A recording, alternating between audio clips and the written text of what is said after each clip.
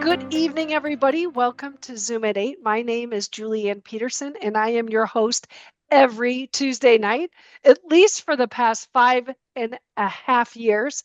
Next month in April, it'll be a big 6. 6 years we've been doing Zoom at 8, and many of you have been here that entire time. So we really appreciate the support. I am a loan officer for Old Capital Lending. We are a big provider of debt, especially in multifamily, but we will do all the asset classes. And we are specialists in that we have very good relationships with the lenders, with the brokers in many of the areas of the United States. We are nationwide. A lot of owners know us. We've done 2, 3, 4, sometimes 5 loans on the same property. So we know where the skeletons lie. If you're working on a deal, I'd love the opportunity to be your lender of choice. Now, we're going to look for your T12 rent roll, offering memorandum, and your underwriting. Don't just send me those items that, okay, here, let's find out what the lending is. Really dig in, find out what works for you and your investors, and see if it works before the lender comes on board. I'm going to want you to go to taxes, your insurance, and the property management companies to make sure that all of your assumptions are accurate for that particular area, that county, right? So once that you vetted all of those uh, vendors, then and the deal still works with your investor returns, that's when we get engaged, and we will turn, especially on agency, a quote in 48 hours. So then you can say, does this still work for us? And if so, let's put in an LOI. I mean, we don't want to be putting in offers and then having to retract those. That is not good for your relationship. It puts you in the box on the sidelines with brokers. So be very, very careful of that. All right, so tonight I'm excited for the conversation, our live conversation with our industry experts from Elise AI. So if any of you are new to software for property management or for leasing agents, this is going to blow you away. I'm excited about tonight because I got to see the, this software in person. I got to see how incredible it is. And Jelani Taylor is with Elise AI. This is the software that I'm talking about. It is for property managers and leasing agents. And, you know, in this world of AI, I'm feeling like I'm an old lady. I don't know enough about AI. How am I going to be able to do this? How am I going to be able to keep up with the young kids?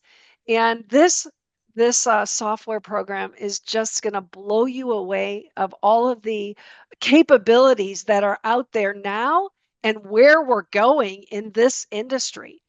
So Jelani is tonight who's going to be speaking with us. He is an enterprise account executive at Elise AI, where he works with multifamily and single family operators, helping them implement AI to streamline leasing and resident operations.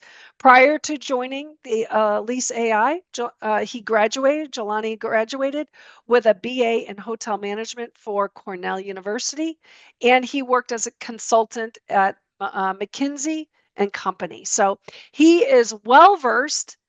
And I want to welcome you, Jelani. Welcome to Zoom at 8. How are you tonight? I appreciate it. Yeah, I'm doing well. Appreciate the high expectations, the high bar I have to now live up to as well. So yeah.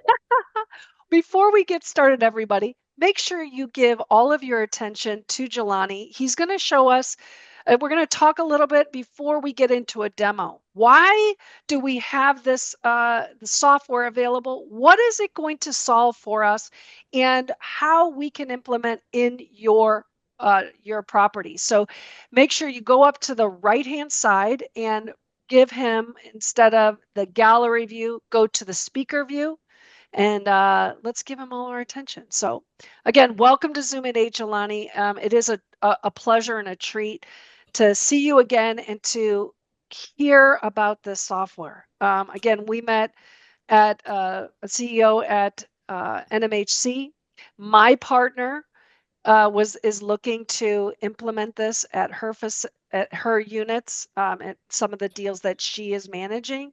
We're probably going to put this on our property in Houston.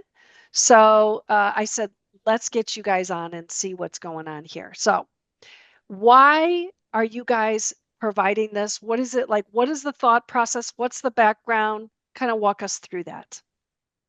Absolutely. Yeah. So I actually love to start with why AI in general. I think AI has become such a buzzword today. I'm imagining like people probably hear AI either in news or something pops up on your phone, either that, AI is out to end the world or save the world every day.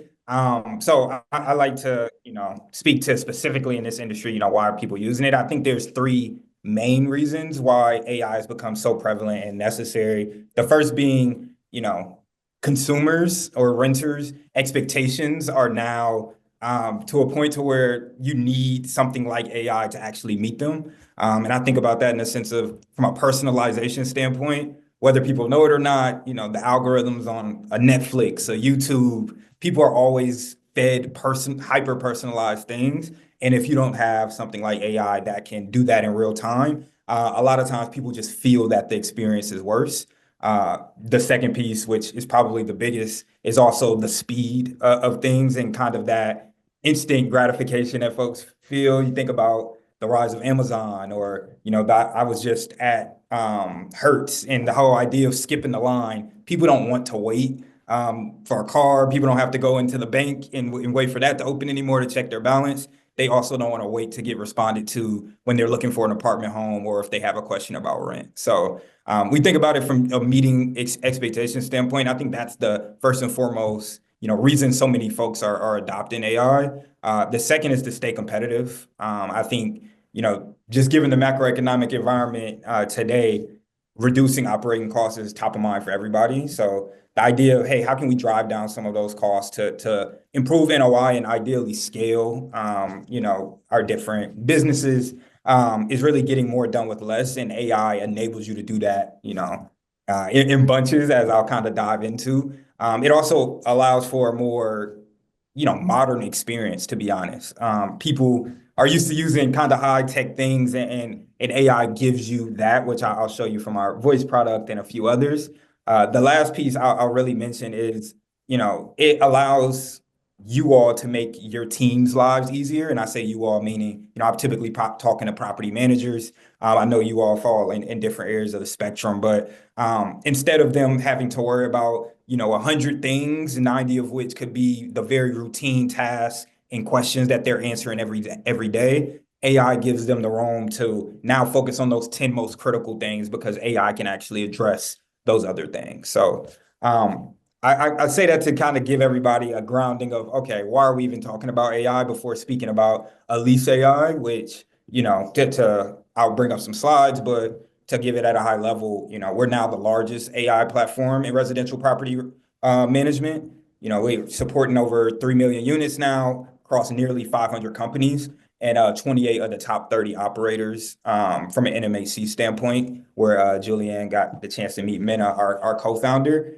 And just quick background on how the company was actually founded. We were founded in 2017. I like to say when AI was a bit more of a whisper than a shout, if I'm being honest. And we were founded because our co-founders, Mena and Tony, were actually looking for an apartment in New York City, which that's where I'm located. Not sure if anybody else is in New York, but it's really hard to find an apartment there. And they said, hey, this because it's so hard for us to find an apartment, let's build something that actually supports this industry. So, Mena ended up, actually working in the property management space to really understand the industry before building something that supports it. And that's how we've led to Elise AI all these years later. So It's amazing when I can see that the people solve a problem. I absolutely love that, and have created this amazing product to solve that. So great, love it. 100%. And I'll pull up the deck now just to, kind of guide us through this piece here. One second. Make sure the deck shares. Perfect. Can everybody see that all right? Yep, we're good. Perfect. So yeah, I kind of mentioned, at a high level, you can see on the right-hand side some of the companies that we're supporting. We started off supporting mainly your market rate type of, companies or type of properties, and have now grown to where we support, centralized operations, affordable properties, whether it be tax credit or, kind of your, you know, tenant-based affordable housing, but then also, your single family operators, which you also see on that right-hand side.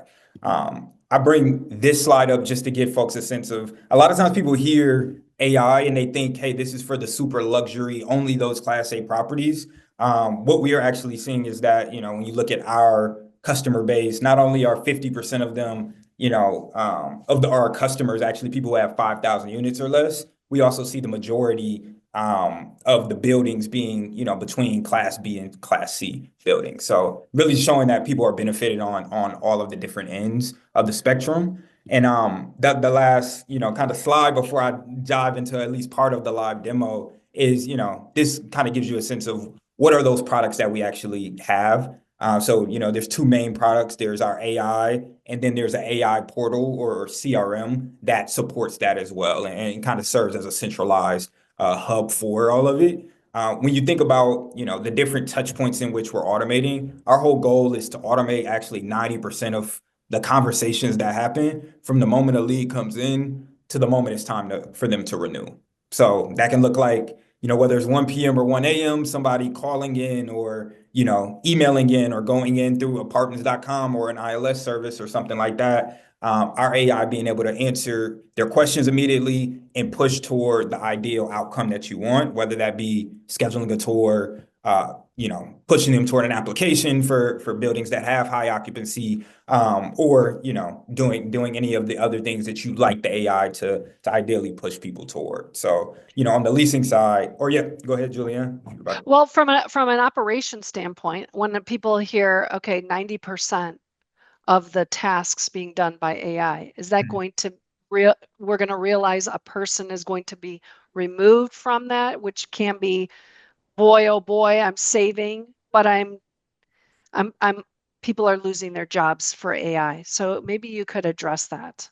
Absolutely. Yeah, I'll address that for sure. And I'll actually pull it to, when people think about how are we driving higher NOI, we actually do see it being higher staff efficiency, but we don't always see that mean headcount reduction. Of course, sometimes people have, redundant roles and you make a decision to do that. But the majority of the time, we actually see people hedge against the natural high staff attrition in the industry. Not sure if anybody has family members that are leasing agents or have been leasing agents, but when it hits the hot leasing season and somebody goes across the street to the lease up that they feel like they'll make some more money at, a lot of times that leaves an operational gap in your business that you now have to backfill that person, but then also completely train this person. What we've seen is AI actually serve as, hey, now that we don't really feel that operational gap when this person leaves, it allows us to still maintain while we find great people. Right. Thank you for addressing that. For sure. And then yeah, if Julianne, if you could keep me honest on the in the chat, it's hard for me to, kind Sure, of. sure. No problem. When AI does not provide an adequate answer to a human's to a human person, does the human person have an alternative to answer him in case he really needs help and can't wait?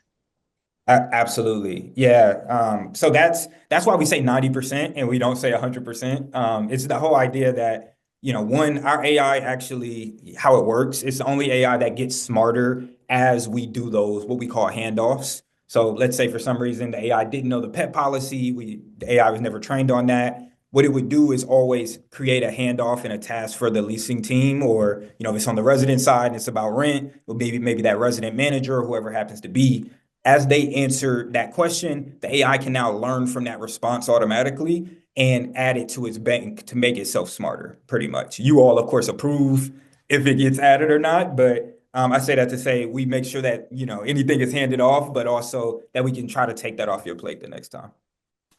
Does Elise use something like Delphi to create a clone to answer resident questions? I don't believe so. I can check back with our team because that may be, more of our engineering Uh, team like sure. type of answer, but I actually don't believe so. We have, our own proprietary model that we've been able to develop over the last 8 years or so. Yeah. So let's keep going. Yeah, absolutely. The other pieces I'll just highlight from here, I kind of spoke to the leasing piece. We've actually, I'm not sure if anybody's been on a self-guided tour, but the gap we actually typically saw in self-guided tours were that, as somebody's walking through the building, they're still missing that kind of human touch or that guidance that a leasing agent would provide. So now, we've developed AI guided tours, which add that AI element where they could either be on the phone with the AI or texting the AI as it guides them through. And then on the resident side, that's something all of our resident products were actually built backwards from a customer raising their hand and saying, leasing is great. Can we please support these different elements?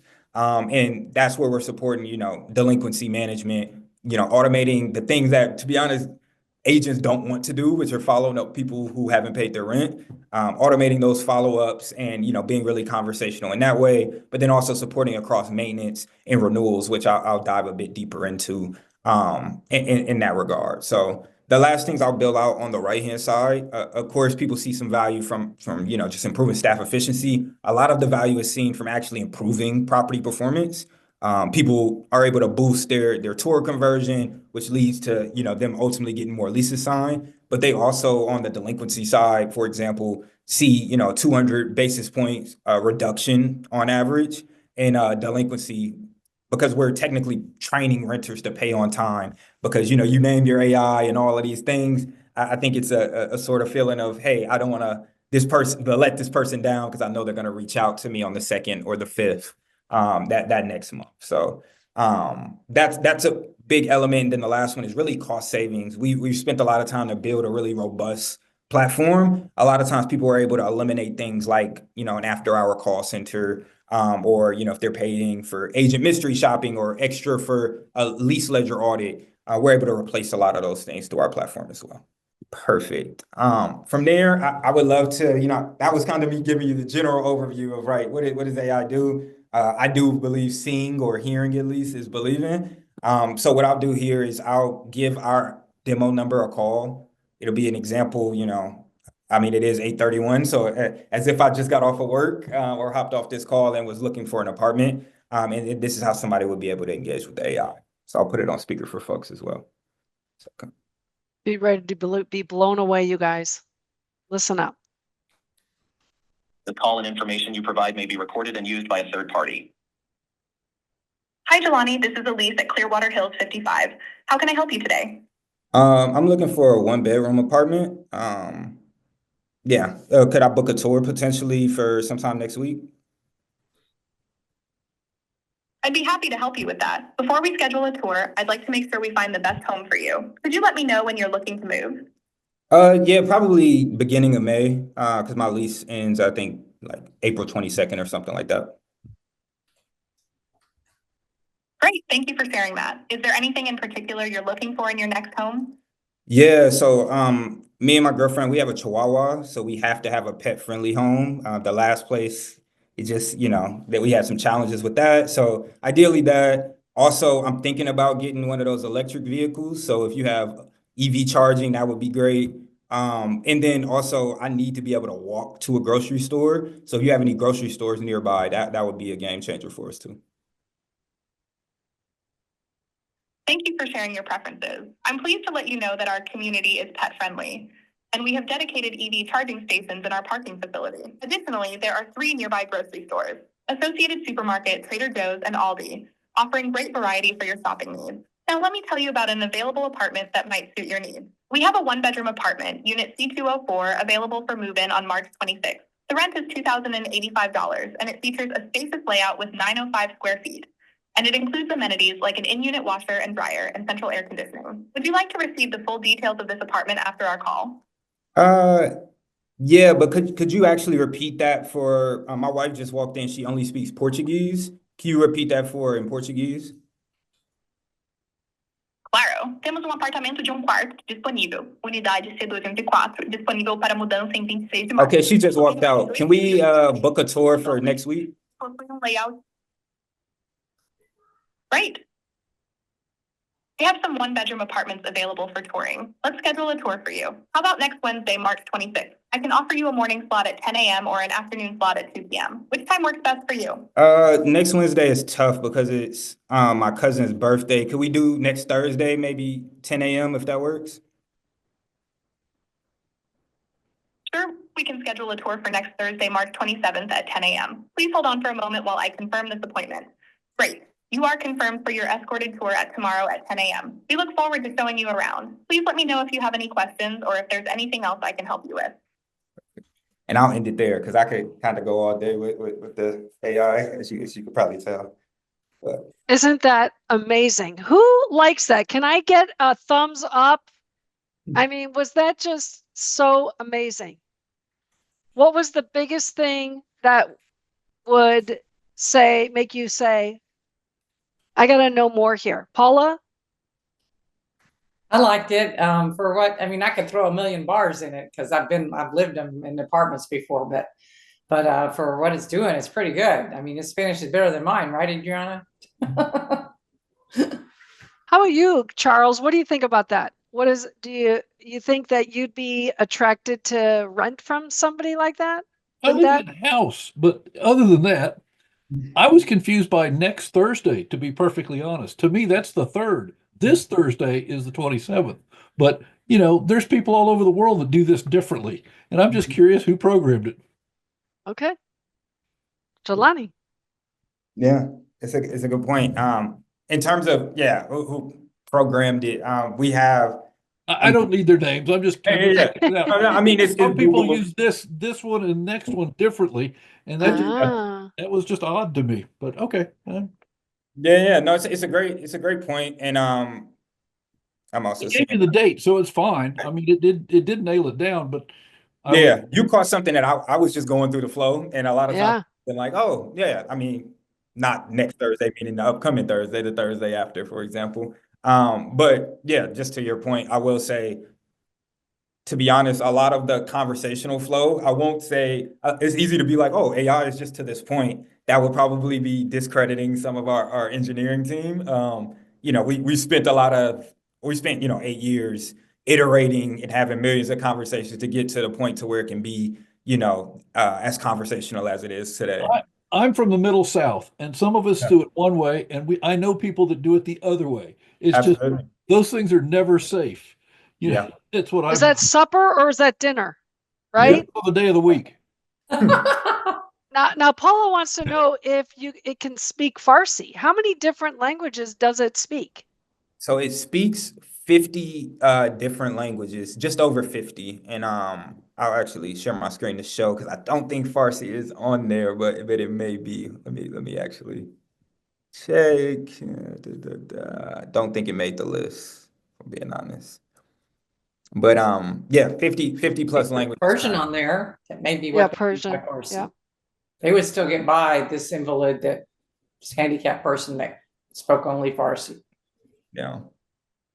Yeah. And to be honest, the language one has been a huge differentiator for a lot of folks because we found that leasing agents, a lot of times, maybe there's one person in the office who speaks multiple languages. So a renter comes in and they're like, hey, I'm interested in an apartment, but they're speaking a different language. Everybody's chasing that one person to try to translate. So the idea that AI can speak whoever, whether it's a renter or whose perspective or a current resident's language, has been a game changer for a lot of folks, especially in certain areas. Like, I think I saw some people who are in Texas.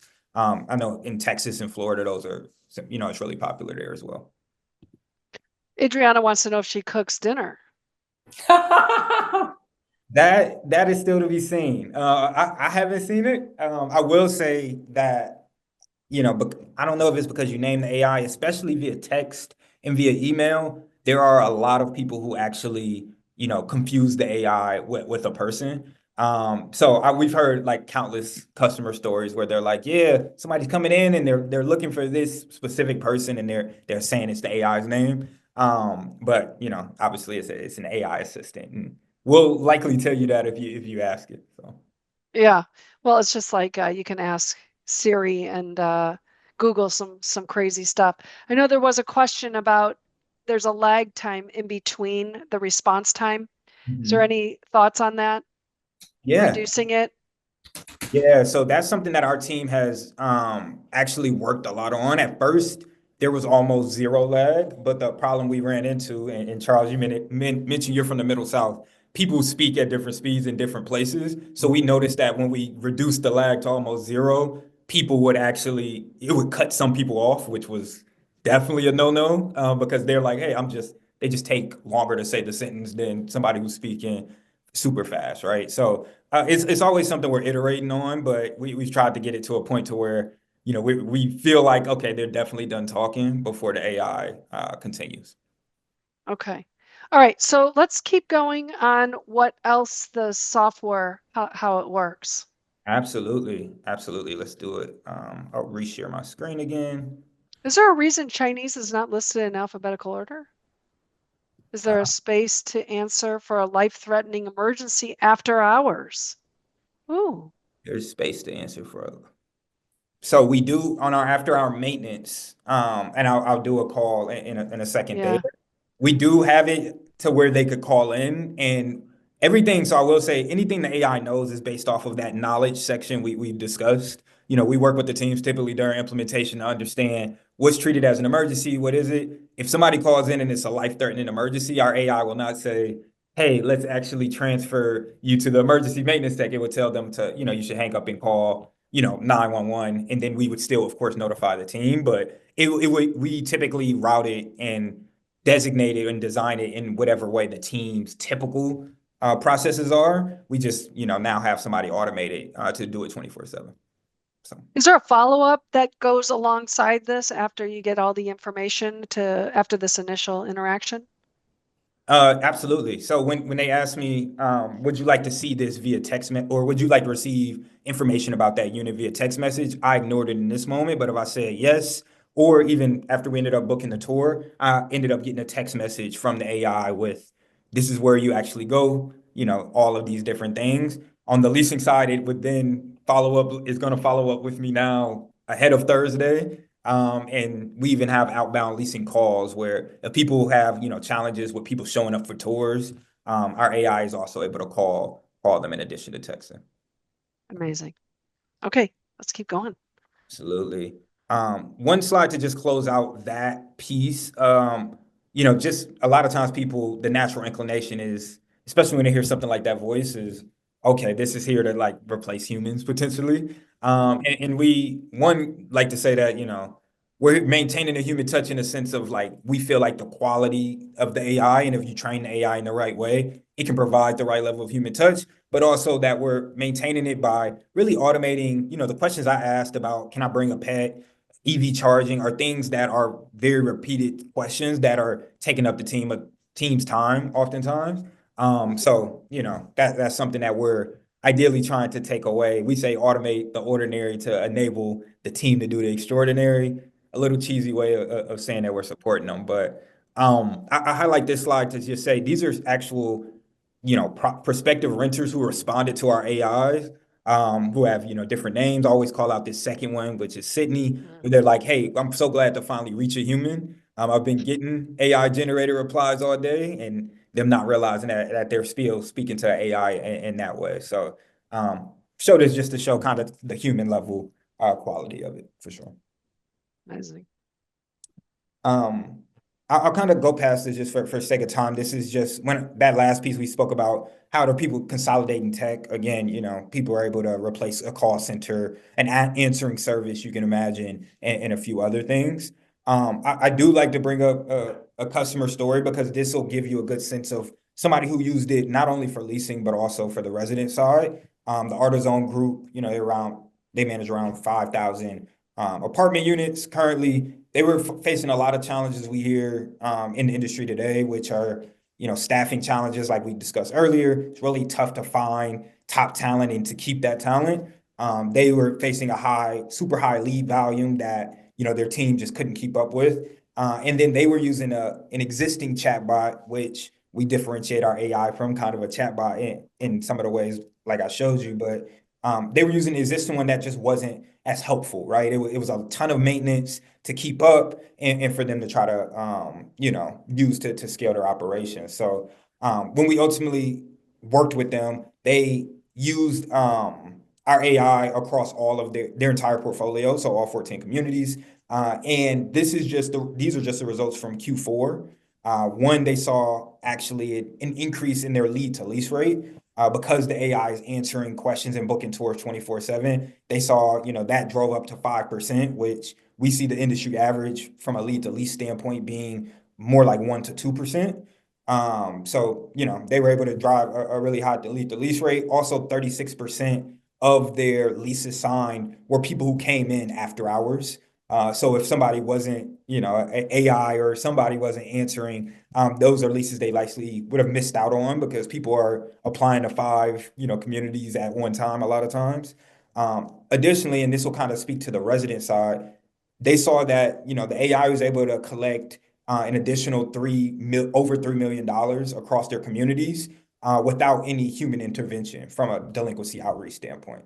So a lot of times people are eyes kind of perk up here because all of this goes straight to the bottom line when you think of that outstanding rent. And 39,000 of this $39,000 of which was bad debt.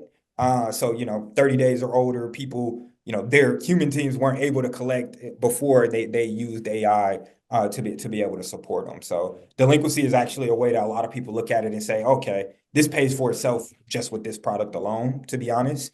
And also, again, saves the team a ton of time. From the maintenance standpoint, they actually saw a few different value drivers. One being they saw, of course, that 58% decrease in the median work order completion time. Some of this is because we're able to de-escalate work orders completely, and the AI is able to self-help somebody. So, if they're saying, hey, my sink is leaking, or, that I always use the garbage disposal example of, hey, my garbage disposal isn't working. The AI can walk them through how to reset their garbage disposal to prevent a work order from happening in the first place, which frees up the maintenance team time to actually complete those work orders. They also saw $50,000 in savings from a reduction in emergency maintenance costs as well. So that's from, of course, a lot of people treat after-hour calls, any after-hour maintenance call as an emergency, goes to the emergency maintenance tech. They don't give them complete information, and now they have to follow up there. What they actually saw was because our AI can triage that and say, oh, this actually is a routine work order, I'm happy to log for you. They saw, it save a bunch of their team's time, but then also money on, different things in that regard. So the last piece, of course, is, just hours saved in general. This saved 5,000 hours across, those 14 communities, which they were able to reallocate to things that actually lead to either driving occupancy up or, supporting operations holistically. So I bring this example up just to give people a holistic picture of, okay, this is what it looks like when you're using something like end to end, if that makes sense. Amazing. Yeah. Any questions, thoughts here before I kind of give an overview of the other elements of the product? I think we're going to talk about back office solutions, accounting, bookkeeping. So we're going to wait to see that here shortly. Perfect. I'll kind of go past this piece, but this is just giving you a high level overview of when we think of the different ways people see ROI across the different products. A commonality across all of them is the reduction in operating costs. But people typically see them in all of these different ways, and we have a full team that actually goes in and during our engagements and measures these things for you to say, hey, this is where you were before AI, and now here's where you're at after AI. I share this to say, okay, now how does it actually work, right? How are we implementing this technology and supporting folks? The first way is actually we're integrating with people's existing system. So how we built our AI is that we're actually system agnostic. So you think of a Yardi, Entrata, RealPage, for just to name a few different property management systems. We integrate directly with them via like an API integration. That's what allows us to pull, pricing and availability in real time and push work orders or, pull ledger information and be able to reach out to renters who haven't paid on time. From there, again, we're engaging via multiple channels. So I showed you voice. We also engage via, SMS, web chat, and email. So being able to engage in those ways, but then also inbound and outbound communication is where people have found a lot of value. Of course, we can send out renewal offers and follow-ups, send out delinquency reminders, but people also can call in from the maintenance standpoint or to ask about their rent payment, and AI can support on those ends. And then again, the last piece is the AI kind of maintains itself, right? It continues to learn throughout. So again, these are the channels. I'll go past leasing just because we kind of covered leasing. Everything that we did on the phone, it can do via email, text message, all of those different things. I'm going to give you just a general overview of resident AI, and then of course answer any questions folks may have as well. But from a resident AI standpoint, yeah, we really do look at it as your go-to concierge, so to say. A phone number that somebody can text or call. Let's say you name the AI Lindsay. Lindsay is somebody that you let the residents know, hey, you can reach out to me about, or Lindsay would let the residents know, you can reach out to me about renewals, rent payments, or any questions about the building. So whether it's answering what time does the pool open if you have a pool in your apartment, or hey, when does the late fee get applied again? Our AI is able to answer all of those different questions as well. Do people ever go into the main office and say, I want to talk to Lindsay? All of the time is the thing. So yeah, they do go into the main office. I will say there's been some benefits on some ends where some folks say, especially when Lindsay is reaching out for delinquent rent, they're like, yeah, so I've heard some people say she's somebody who works in the corporate office. Like, yeah, we can leave a message for her if they're angry. Oh, But if a lot of times people tell them like, yeah, no, Lindsay's our virtual assistant that's helping us with these things. If they do come in, we kind of let the property management company decide how yeah, they like to handle it. interesting. Okay. Yeah. Um, I'll quickly highlight delinquency because we kind of spoke a bit about the value, especially from AutoZone, but really what we saw is that a lot of times, there are a ton of unresponsive residents actually carrying a balance. We don't like to look at it as, hey, the people who end up falling, into eviction, really, really fast. I won't we're not miracle workers necessarily. We're not going in and saying, oh yeah, if you put our AI on them, they're automatically going to start responding to them if they didn't respond to you. What we find is that, people have policies that say, if somebody's late on rent, we want our team to follow up on the second, the fourth, then the fifth before the late fee, and then again on the 10th and the 15th. And a lot of times the team is just too overburdened to do all of those different follow-ups. So by having our AI do those follow-ups, that's where we're able to, one, ensure that communication is actually consistent, but that you're able to collect, more rent faster ultimately is what it looks like. So ultimately, these are kind of some example conversations on the right-hand side where, their AI names was Chase in this example. It says, hey, I manage rent collections at Valley Park. A new charge was posted. We're able to send, that rent payment link out to them, say, let me know if you have any questions. If we don't hear from them, we can then break out those fees, still always pushing them toward the payment. And then we can answer those questions just like I described, where they say, when will the late fee be applied? We can say, hey, it will be applied on the 6th. And then once we see in the ledger that they paid, we always follow up with a message like you see at the bottom where it says, hi, Joe, we've received your payment, for example. So reach out to current and former residents. So even those people who moved out and still owe something, a lot of times people are able to prevent them from having to go to collections because AI is able to reach out to them before they send them off.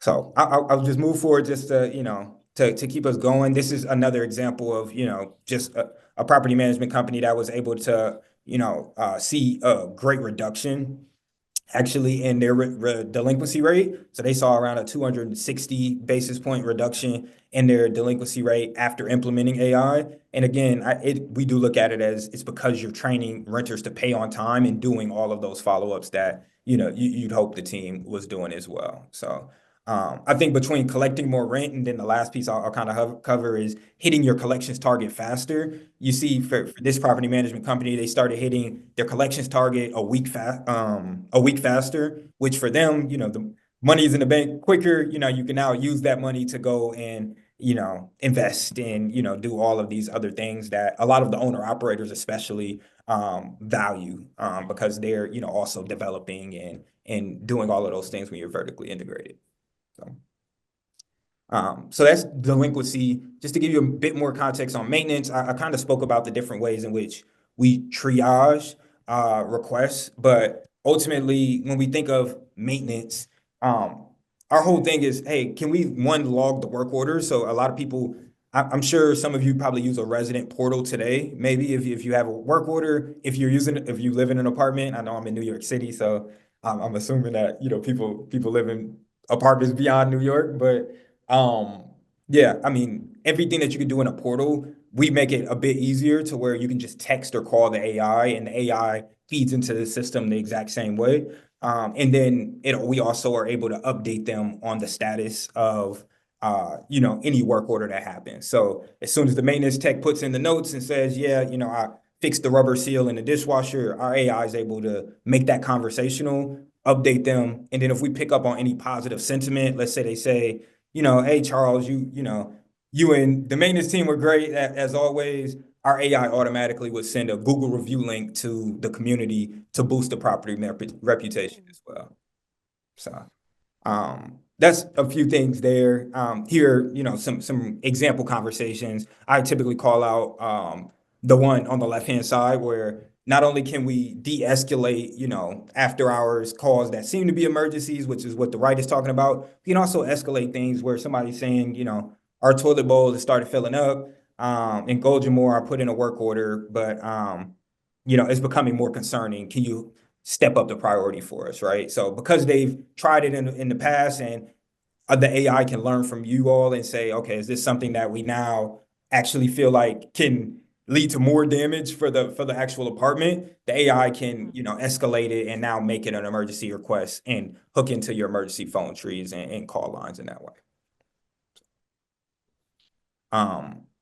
Again, voice AI for residents, I'll give it a call right after I show renewals, but this is an example of how AI would be able to handle emergency versus handle a maintenance request. I always think calling live is pretty helpful, so I'll do that in a second. The last one before doing that I did want to cover was just AI for renewals, because just like there's hot leasing seasons, we actually find that there's hot renewal seasons where the team is now focusing a ton of time on renewals and at once. And now, somebody can get behind, and it ultimately reduces the velocity of those renewals actually being accepted is what we see.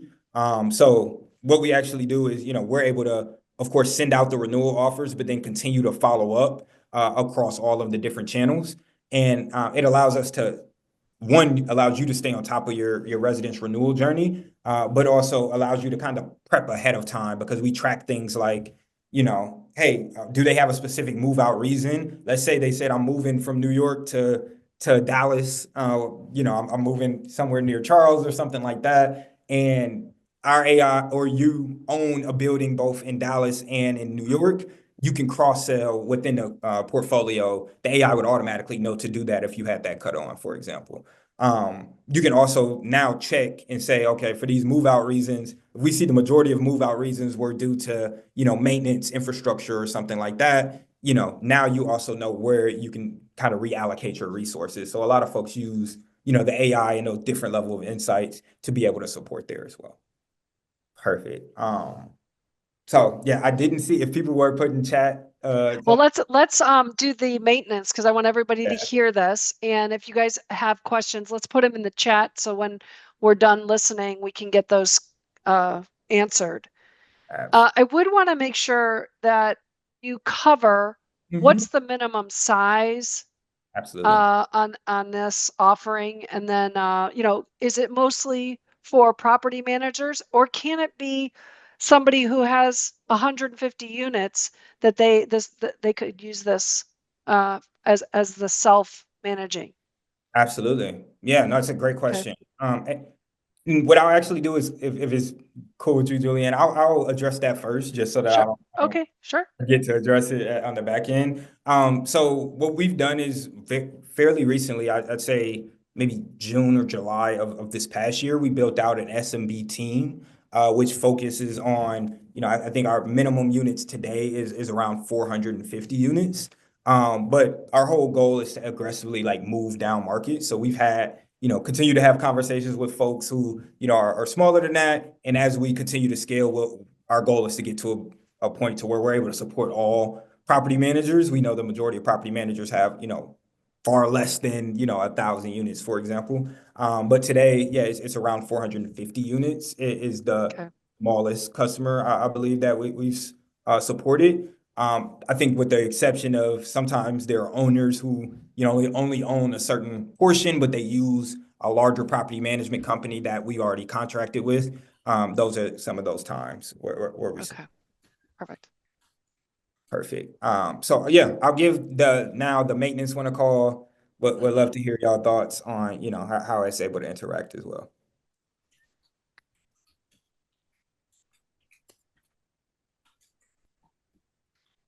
All information you provide may be recorded and used by a third party. Thanks for calling Caladan Loft. This is virtual leasing agent Elise. May I have your name? Yeah, it's John from 12F, and I have a maintenance issue. Please give me a second. Thank you, John. I'll authenticate you now. Could you please describe the maintenance issue you're experiencing in your apartment? Yeah, I'm in my kitchen, and when I cut my sink on, the water comes out really slowly. I think I have like low water pressure or something. It sounds like you're experiencing low water pressure in your kitchen sink. This is considered a routine maintenance issue. I can submit a work order for you to have this looked at by our maintenance team. I've submitted a work order for the issue with the water pressure in your kitchen sink. Could you please provide the best contact number to reach you and confirm if the maintenance team can enter your apartment with your permission if you're not at home?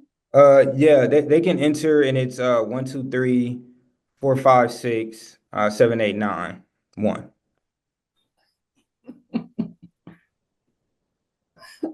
Thank you for granting permission to enter and providing your contact number. I've added the additional information to the work order. Okay, and then yeah, could you also log a work order? There's it seems like I got a burst pipe in my bathroom. Can you just log a work order for that as well?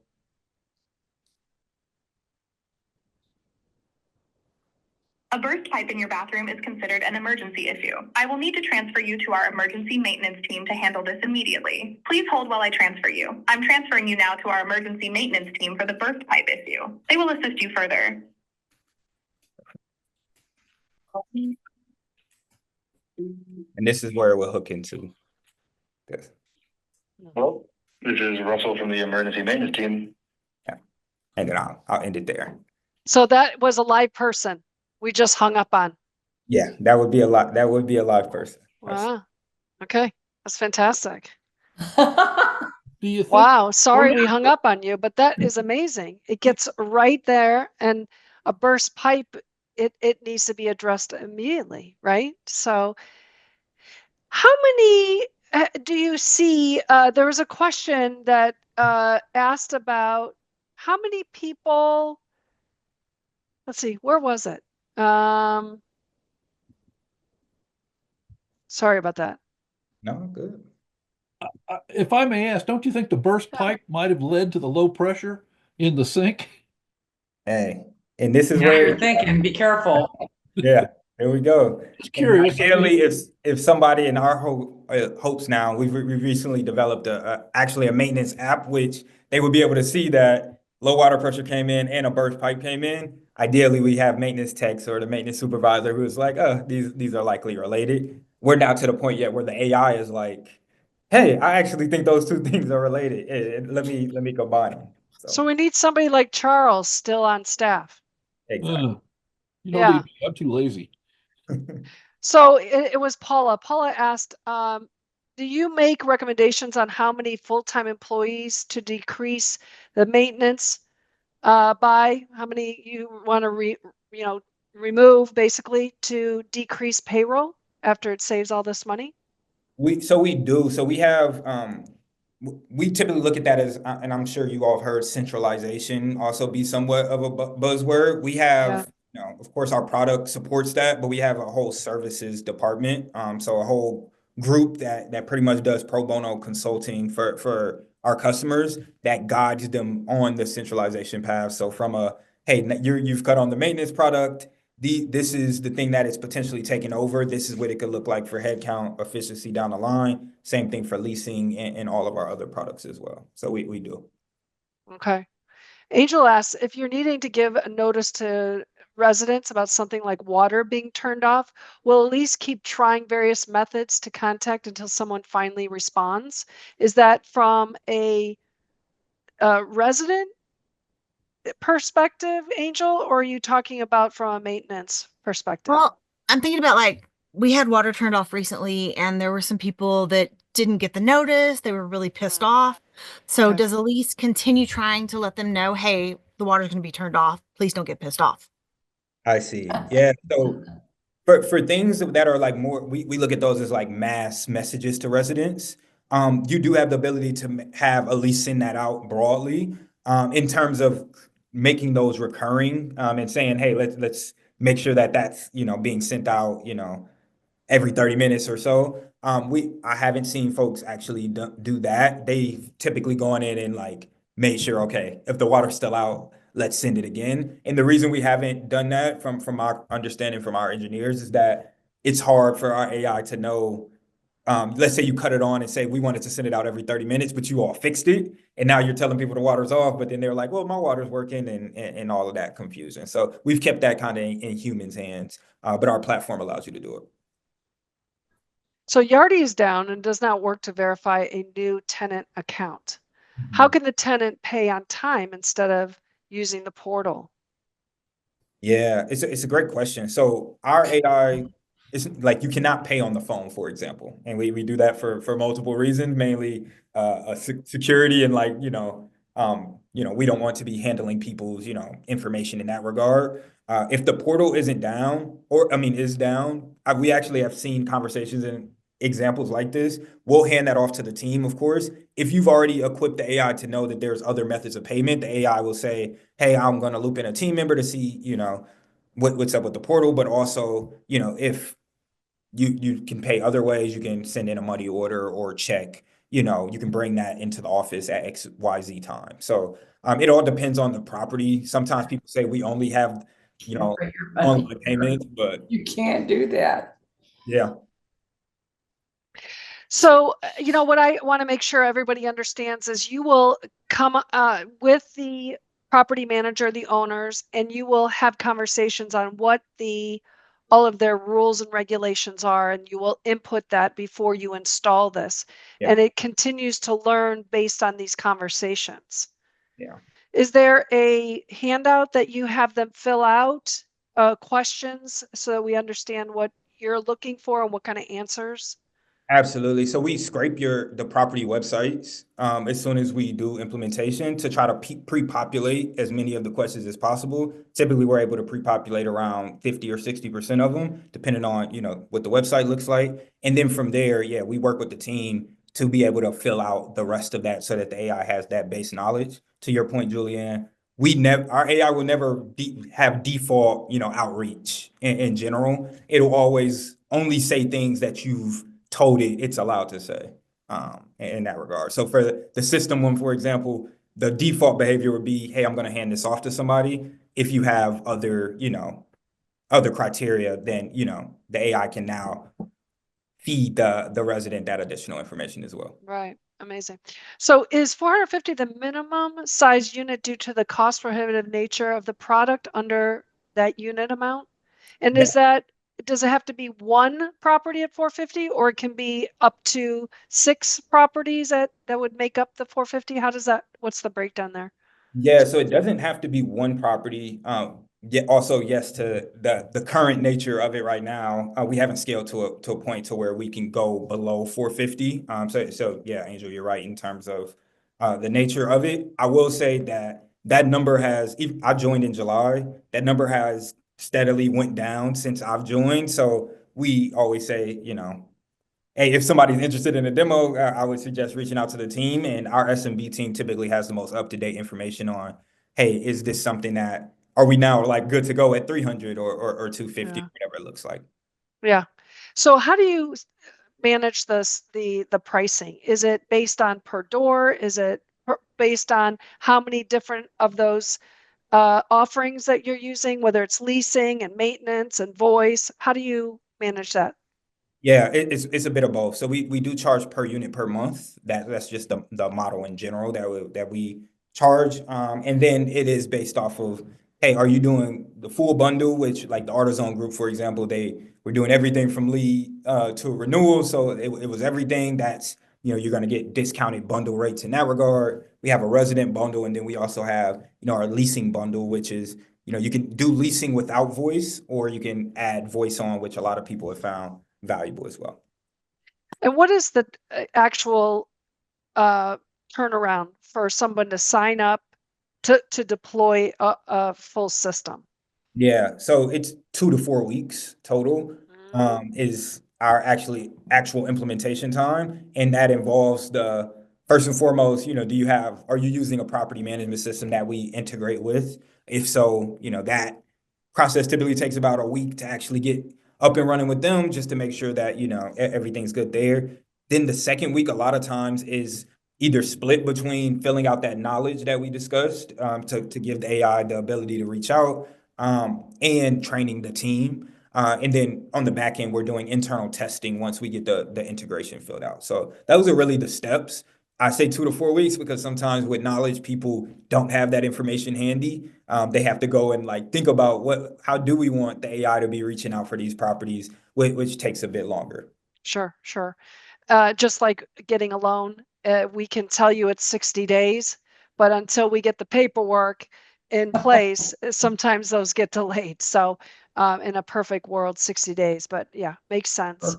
Uh, how do we get a hold of somebody to have a conversation? What is the best way? Yeah. So Monet may still be on. I think the easiest way, if you forget anything, is that our website is EliseAI.com, and there's a, schedule a demo type of button there that you can always click. For the folks on this call, I'm also putting my email just in the chat, because, I'm also happy to either, make an easier introduction to the right person if you happen to already have an account owner, or host a conversation myself if it falls into my territory. That's so fantastic. Does anybody have any final questions? I mean, I think you would say this is amazing, right? When I met up with Jelani, I was blown away. We are at the beginning stages, and look at what these guys are offering. I mean, it's amazing. So, Angel, you had a question.